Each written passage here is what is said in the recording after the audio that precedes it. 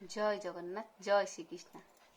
देख एपटे कौन ना तस्मात्तो मुतिष्ठ जसो लभसो जित्वा शत्रुन् भुक्षो राज्यम समृद्धम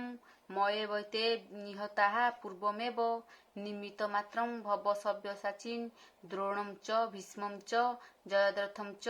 कर्णम तथा न्यानपि योद्धवीरान् मया हत्तां त्वं जहिमा व्यथिष्ठा युद्धस्व जेतासी रणे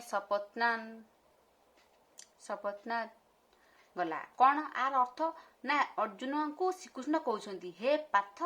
एणु तू शीघ्र उठी ए योद्धा मान को विनाश कर राज्य सुख भोग कर मु से नासीची तू केवल निमित्त मात्र धानु की श्रेष्ठ द्रोण इच्छा मृत्यु भीष्म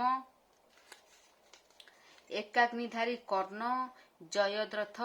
अश्वत्थामा तू एमान को भय न करी मते समर्पी दे युद्ध कर जयी हेबू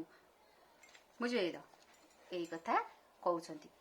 कौन एणु तू बेगे उठ पार्थ विनाश ए योद्धा समस्त एहांकु नासी जस रख भोग निर्विघ्ने राज्य सुख पूर्व नासीछि यांकु मुहि निमित्त मात्र हुआ तुही धानु की श्रेष्ठ द्रोण वीर इच्छा मृत्यु गंगा कुमर भूरी श्रवादी तेजियान एहांकु भय तु न घेन माने भगवान कहउछन्ति जे तू एमान को भय करना मु एमान को आगुरु नासीछि तू खाली निमित्त तू तो कर्तव्य हला युद्ध करिबु तू जा युद्ध कर आंकु सब मु आगुरु नासीछि तू केवल निमित्त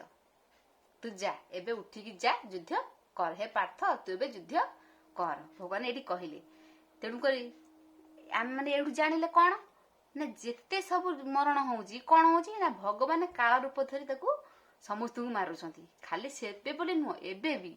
भगवान न चाहिले कहार गोटे मृत्यु ही पारिबो तांको सृष्टि भितर कहार मृत्यु हबनी सी निजे लिखिछंती 274 पृष्ठारे 274 पृष्ठारे मु काल रूप धरी पृथ्वीस्थ सकल लोक को क्षय करे भीष्म द्रोण जेते जोधा सेमाने मध्ये काल रूप मरिबे तू मारी बोली तोर पाप हबनी तू जा युद्ध कर मु मारिची तू काल निमित्त जय जगन्नाथ।